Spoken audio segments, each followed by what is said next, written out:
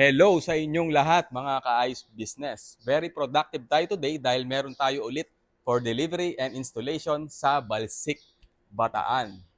Shoutout kay Ma'am Mirna ng Balsik, Bataan at siya ay nag-purchase ng ating 200 kg ice maker package. So ito ang actual natin na 200 kg. So bigger bin na siya mga ka-ice business. Kayang mag-hold ng ice bin nito ng 120 kilograms of ice.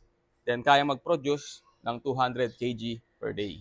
Upon delivery and installation ng unit ni Ma'am Mirna ay fully operational na siya dahil kasama na sa buong package ang mga AVR, water purification system, ice bags at tarpaulin. So ready to go na sa pagbebenta ang ating ka-ice business na si Ma'am Mirna.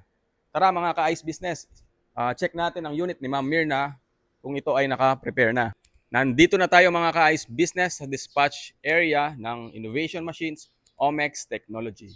And heto ang actual na ice business package na 200 kg ni Ma'am Mirna from Balsik, Bataan. Ito ang kanyang head unit na ipapatong sa ating ice bin.